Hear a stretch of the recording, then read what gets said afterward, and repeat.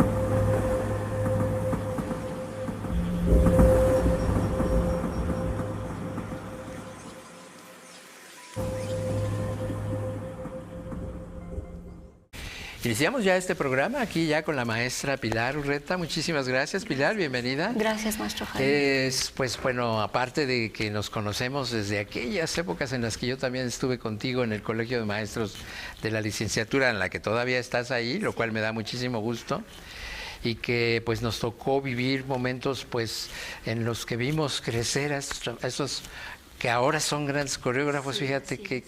Qué cosa tan bonita es eso de la docencia, ¿verdad? Sí. Pero pues para llegar a eso, pues antes hubo un antes. Y ese antes tiene que ver con esos 50 años, maestra. O sea, sí. Yo lo veo y digo, maestra, ¿a qué horas fue? ¿A qué horas fue, verdad? Sí, es muy rápido, el tiempo se va rapidísimo. Ha sido un ciclo muy productivo, muy intenso, a veces con muchas dificultades, a veces con cosas que fluyen de una manera muy natural, pero desde luego muy enriquecedor para mí. Ha sido 50 años importantes.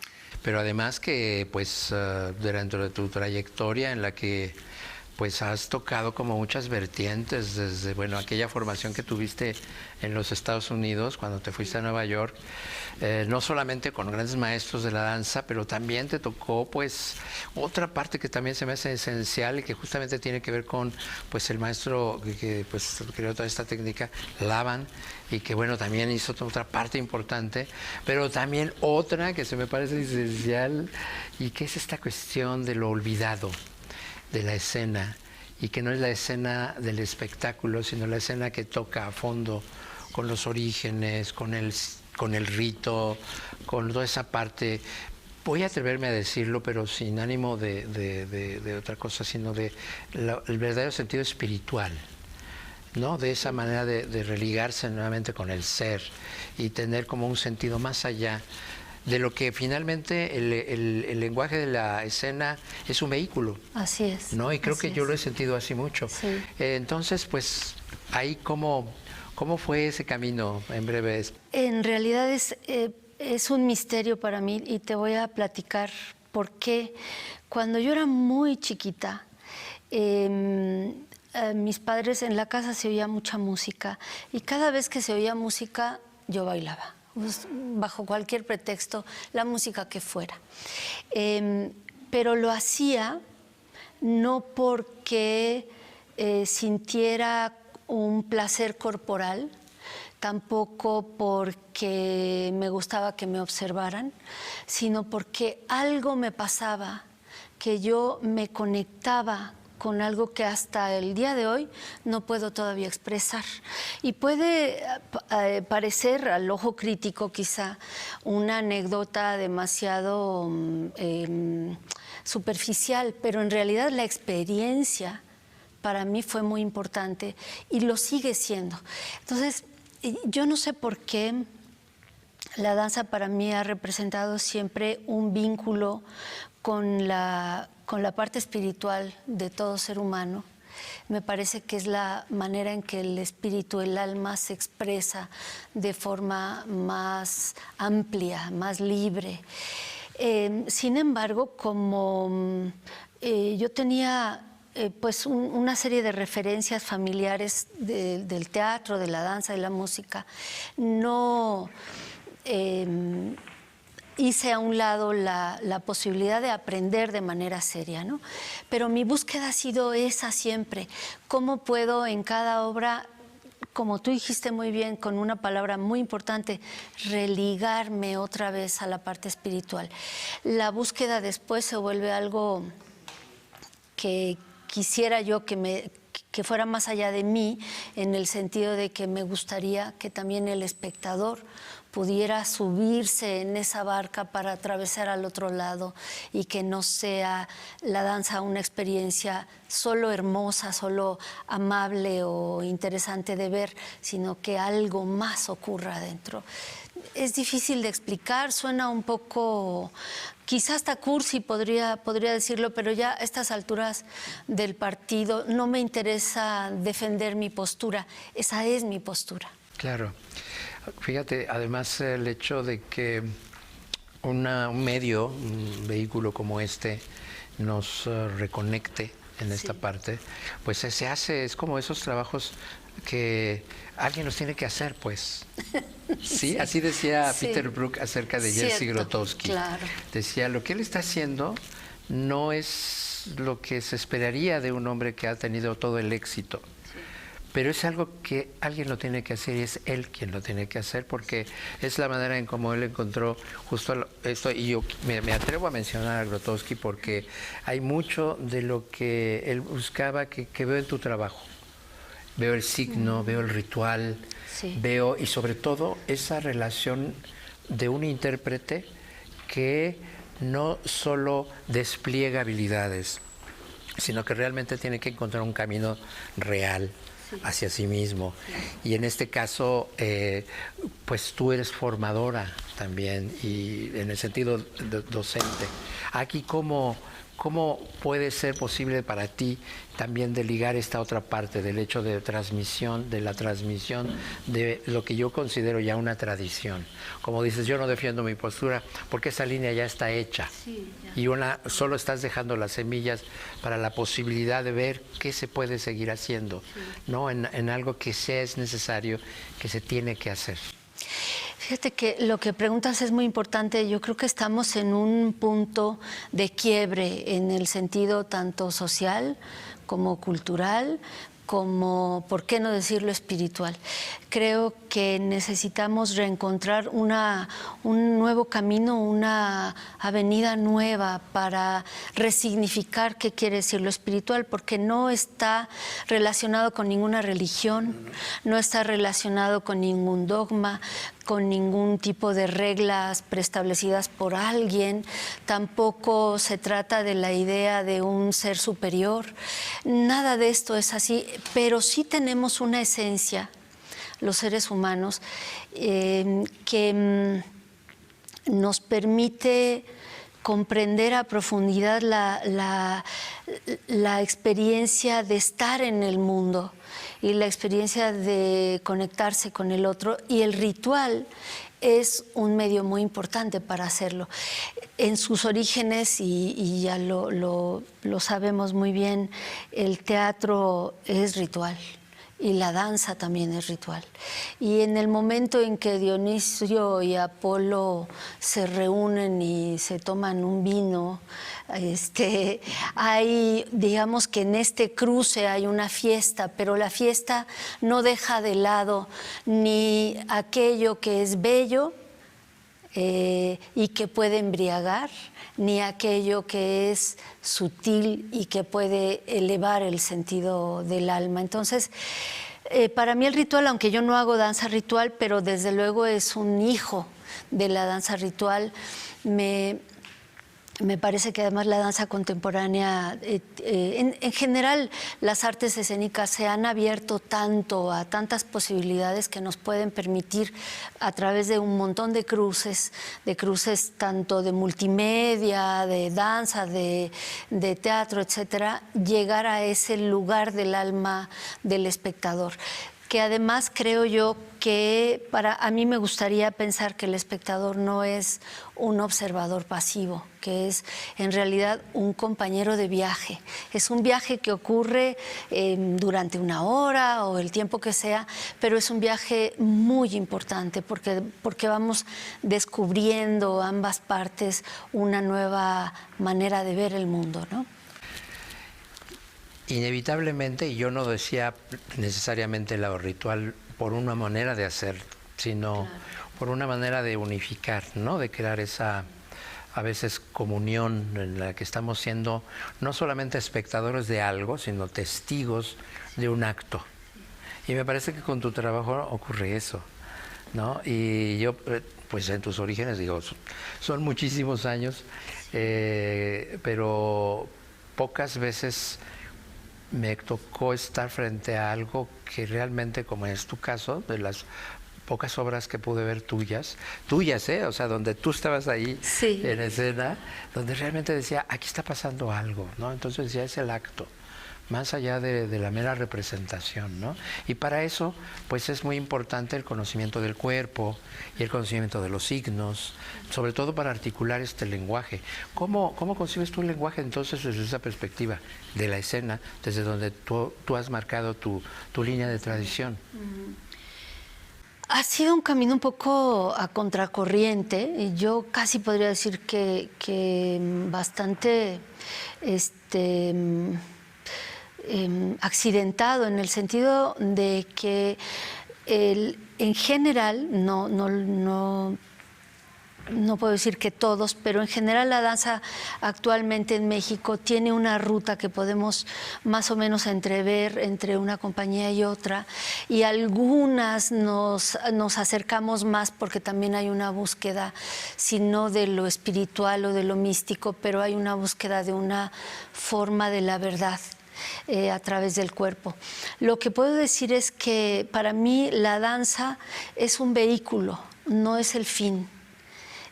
Podría ser otro el vehículo, podría ser el cine, podría ser la música, que no lo es, yo desafortunadamente no soy compositora, pero podría ser cualquier otro medio. Lo que me interesa es cómo llegar a ese centro, a ese eje.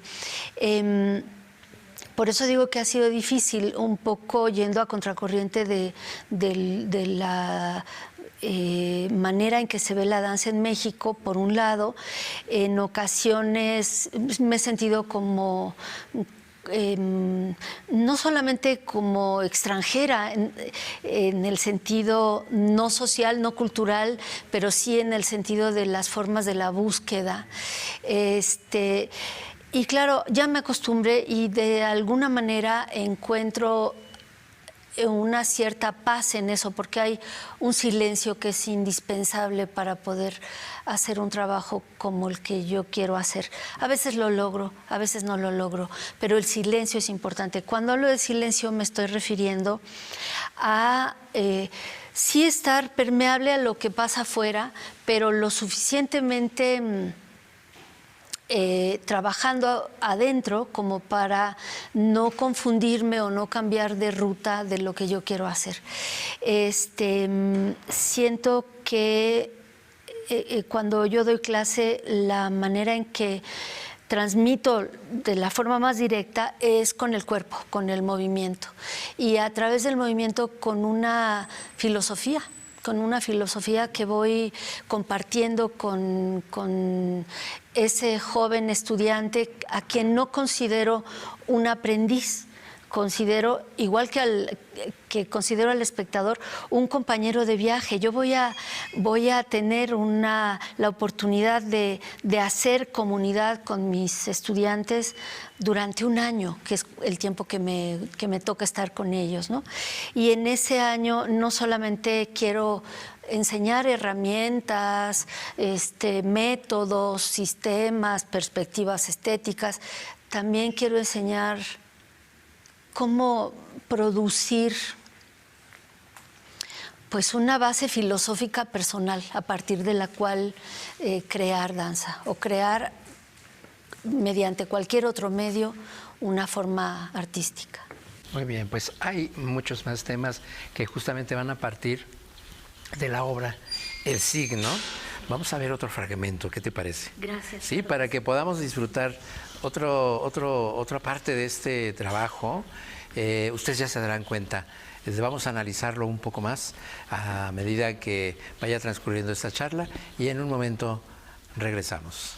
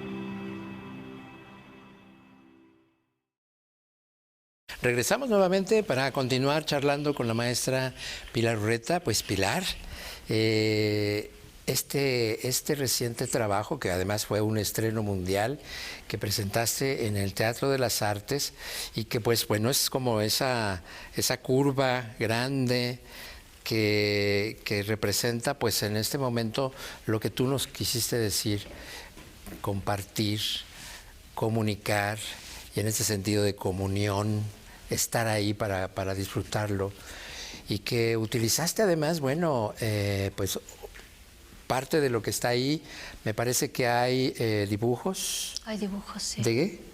De José Castelao, que es un gran Castelao. Pintor mexicano. También hay, también me parece que tus papás están ahí. Mis papás están ahí. Hay una sección dedicada a mi papá.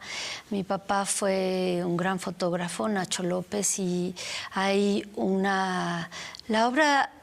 Antes de hablar de ellos, la obra se llama El Signo porque son todas esas señales que se van quedando en el camino o que ya alguien más dejó para que nosotros vayamos caminando por esa brecha y no nos perdamos. Ahí está, por eso yo un poco por eso siento esa necesidad, ¿ves? Sí, porque bueno, somos hijos de alguien, entonces siempre hay como esa continuidad, esa línea de continuidad.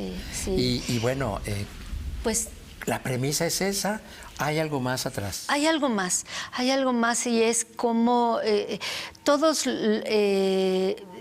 digamos, las vueltas de tuerca de la vida de cada uno de nosotros representa algo muy importante, llega a ser una prueba que tenemos que superar, ¿no? Puede ser cualquier tipo de prueba, de salud, familiar, lo que sea, pero estas pruebas nos hacen más fuertes y nos hacen comprender desde una visión quizá más compasiva, hay que decirlo, la vida. Entonces, bueno, en parte por eso se llama El Signo. También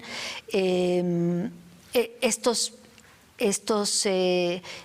señales que mis padres dejaron son importantes y por eso hay 2 secciones en la obra dedicadas a ellos. A mi madre hay una sección en donde yo... la imagen es mi bisabuela meciéndose. Mi bisabuela era de Veracruz y entonces en las tardes sacaba su mecedora a la calle, que no tenía todavía pavimentación, estoy hablando de hace muchos años, y entonces mi bisabuela se sentaba y se mecía y platicaba con los niños que estaban jugando afuera, etcétera. Pero a la vez es la imagen de la abuela meciéndose, pero también la abuela está leyendo unas cartas. Y en realidad esas cartas son cartas que mi madre me envió durante esa más de una década que no viví yo en México, que estuve en Nueva York, y me escribía muchas cartas. Y entonces, mamá, ¿el nombre de tu mamá? Alicia Urreta, compositora, pianista, divulgadora de la música contemporánea mexicana, solista de la Sinfónica Nacional, o sea, también un artista como mi papá, pues importante. Entonces, y hay otro elemento, hay 2 elementos más. Por atrás se oye un son veracruzano, por ahí en la lejanía se oye el mar, porque Veracruz ha sido muy importante en la familia, obviamente, y se oye la voz de mi mamá, porque a veces mi mamá, en vez de escribirme cartas, me las mandaba en cassette. Entonces me platicaba, pues está pasando esto, estoy haciendo tal cosa. Y entonces hay unos momentitos donde se oye su voz, se oye que me cuenta que está preparando una obra para niños. Y es pues una forma nostálgica de recordarla, desde luego. Pero, sin embargo, también es esta idea de que en esas cartas hay una serie de señales, de signos que siempre me ayudaron a mantener pues una claridad de perspectiva, aún con las dificultades de haber emigrado, de haberme encontrado sola en un país que no conocía. y los primeros años fueron un poco complejos, ¿no? Pero esa es una referencia a mi mamá. Y a mi papá aparecen en unas telones 3 fotografías de él, de una serie que se llama Niños, y son fotografías que muestran la parte de mi papá que era muy compasiva. Él tenía un gran corazón, era un hombre muy privado, pero le dolía mucho lo que veía a veces en México, la pobreza, la dificultad de los niños, y que tristemente no ha terminado, ¿no? Y que seguimos viendo niños en las noches vendiendo chicles y, en fin, estas cosas que no son folclore, que son muy duras, que son trancazos al alma, ¿no? Entonces, yo quería pude haber elegido otra serie de fotografías, porque mi papá también hacía fotografías muy humorísticas, como poner un gallo creado por el escultor Pedro Cervantes a la mitad de la avenida Madero, y a ver qué pasaba con eso, con los transeúntes. En fin, tenía un gran sentido del humor. Su lado compasivo no era solo esa su visión, sino también era de alguna manera celebrar el sentido del humor mexicano, la capacidad del mexicano para crear con nada, en fin. Entonces ellos están presentes como parte importante. La obra tiene una construcción que no es lineal. Podría yo decir que no hay una narración que va del principio al final, en donde un solo personaje les suceden una serie de cosas, ¿no? En realidad son varios personajes, pero que están desvinculados entre sí. Sin embargo, lo que es importante, hay una serie de señales en la coreografía en donde hay 2 movimientos especialmente que se repiten de distintas maneras en todas las partes de la obra. Con esto yo quiero simbolizar que todos los seres humanos somos uno solo. Y por eso también en el texto de presentación, en el programa de Mano, habla un poquito de esto, ¿no? Dice, habla de un hombre que le cae una piedra en el pecho y muere. Y luego de unos chamanes que hacen una ceremonia funeraria y terminan con digamos que la ceremonia no es triste, no es melancólica, al contrario, es muy potente y muy celebratoria. Y al final de todo eso, todos esos chamanes, todas esas aves que volaron alrededor, el monje que murió, etcétera, todos son una sola persona, o un solo ser más bien, ¿no? Porque también las aves son ese solo ser. Claro. Y ahorita me hiciste recordar precisamente en esa parte el uso de las proyecciones. Y bueno, tú has trabajado mucho también con eso. Sí. Y que son tan importantes. Bueno, incluso yo desde mi perspectiva como videógrafo escénico, debo de cuidar el hecho de que no es nada más apuntar la cámara y empezar a hacer cosas con la cámara, sino entender la lógica de lo que está sucediendo. Entonces yo no podía dejar de seguir viendo eso que está atrás y que también significa. Y aquí los pájaros, en este sentido, ahí era una cosa maravillosa. Y ahí yo quisiera ir como para ir redondeando la puesta en escena, lo que significa ya al tomar las decisiones, el que si no es una narrativa que a veces nos ayuda a una dramaturgia lineal, que te dice principio, desarrollo y final, y con esto terminamos, sino que tú vas haciendo estos cruces, estos puentes. ¿Cómo concibes tú en este caso, y ahora, después de 50 años, el hecho de montar todos estos elementos y quedarte con casi 50 y tantos minutos de obra? Así es, sí. La obra duraba más y yo la fui pues decantando, editando, cerrando lo más posible sin perder de vista que la temporalidad de toda la obra tiene que ser muy larga, tiene que haber una sensación en el espectador de que se mete como a una meditación y entra a un tiempo alterno, que no es este cotidiano y contingente, ¿no? que vivimos diariamente. La manera en que yo construí fue espero poder explicarlo porque es difícil. Yo me empecé a... no sé cómo explicarlo, pero empecé a tener o a recibir, no digo del más allá, sino del más acá, recibir imágenes que me daban mucho y no sabía yo por qué. Por ejemplo, la obra comienza con este personaje que, aunque en el programa de Mano no está, se llama El origen del hombre Pi, porque Pi es un número infinito que no se termina nunca y que sin embargo nos puede permitir establecer relaciones de distancia, de circunferencia, de diámetro de un círculo, etcétera, etcétera. Tiene muchas funciones en las matemáticas. Y entonces a mí me pareció que si ese número infinito es uno solo, aunque sea infinito, así somos los seres humanos. Y me producía una gran curiosidad tratar de confrontar esta idea del número que va apareciendo y apareciendo y que no termina con este hombre que está integrando sus distintas partes, porque nosotros tenemos muchas voces internas que nos enseñan, nos guían, otras que nos desvían, en fin, pero que tenemos a lo largo de la vida que va transcurriendo, que integrar aquellas ideas para constituirnos en un individuo total, pienso yo. Entonces, esa es la idea de Pi. Entonces, como te decía, aparecieron una serie de imágenes por separado. Luego yo comprendí que en todas ellas había un mismo signo que las ligaba. Y de hecho, ya a la hora del montaje hice varios experimentos de qué iba primero y qué iba después. Y quise ver cuáles eran los resultados.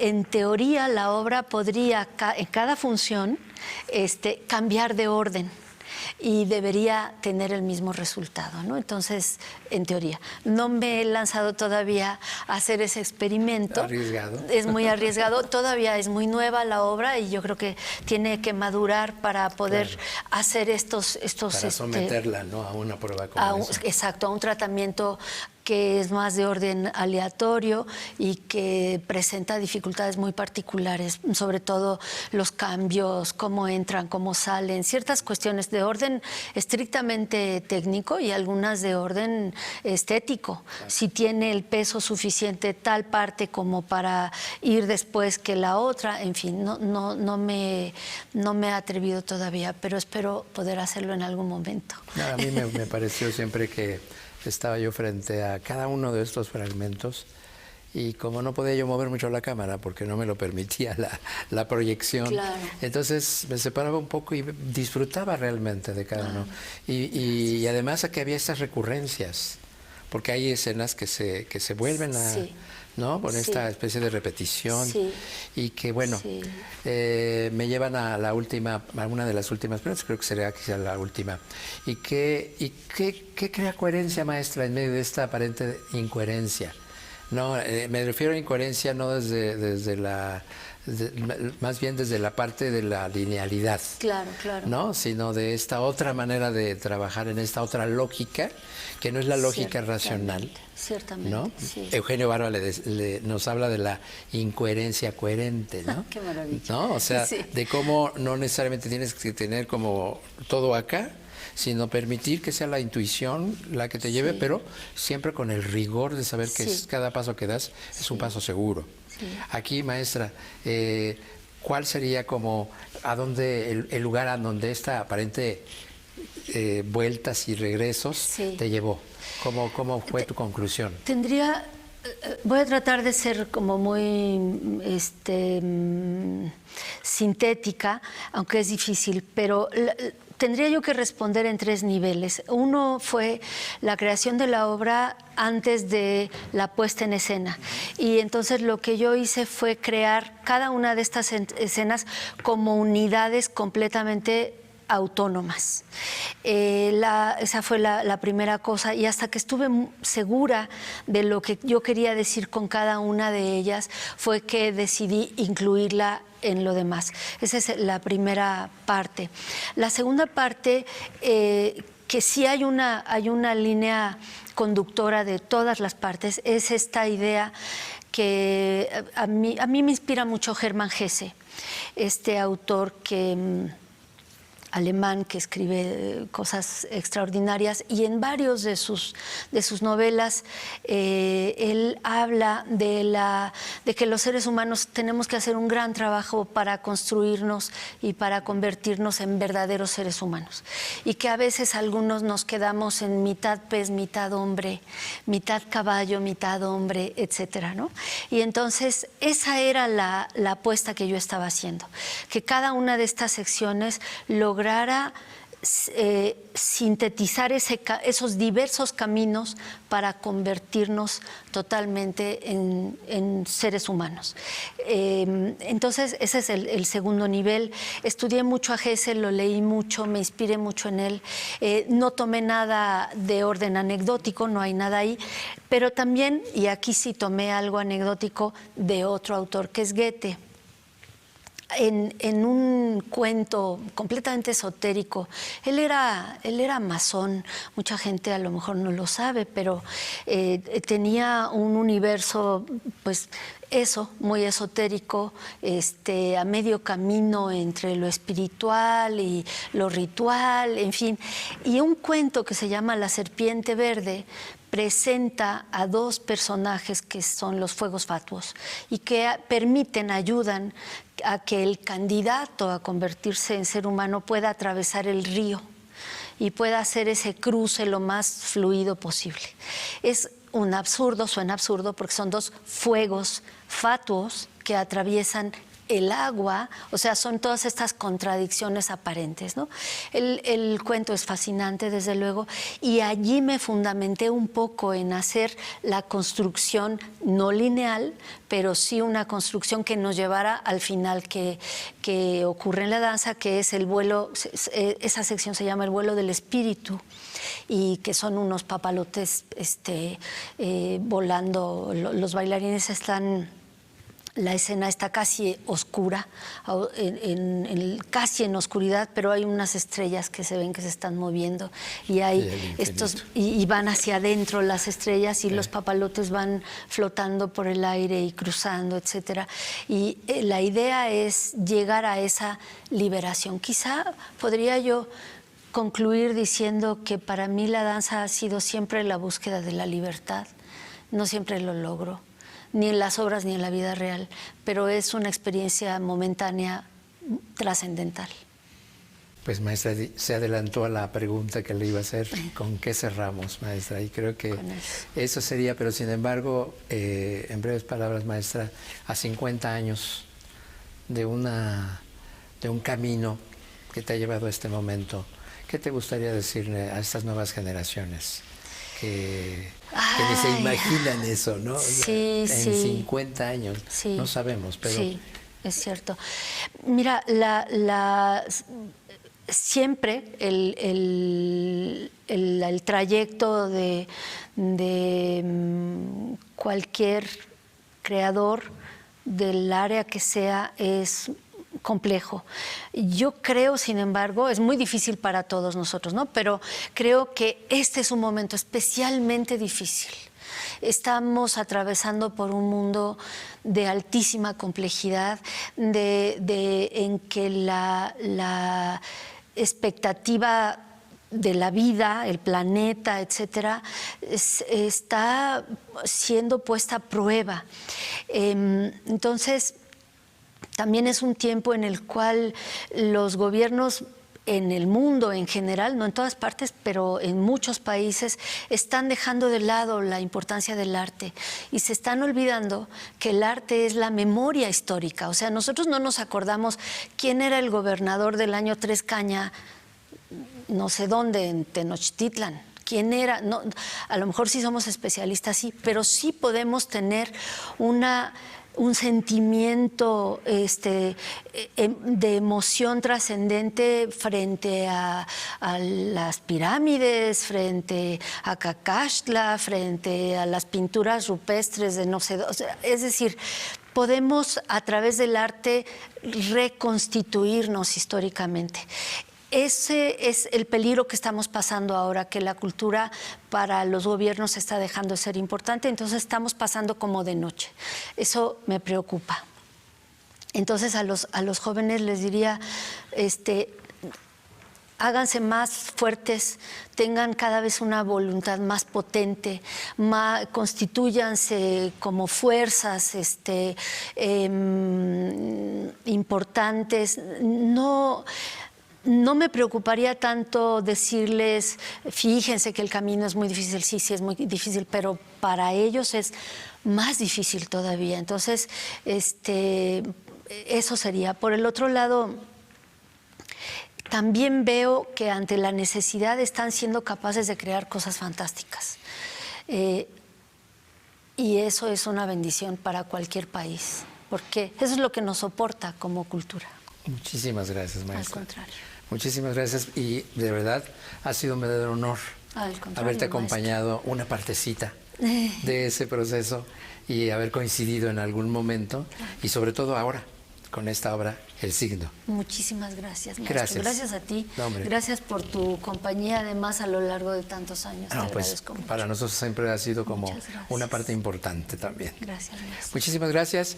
Y pues bueno, muchísimas gracias a ustedes. Y pues a través de este programa Perfiles en Acción, en el que continuaremos, por supuesto, charlando con todos estos creadores escénicos que nos tienen que dar tanto todavía y compartir aquí con ustedes en Danzanet. Hasta la próxima.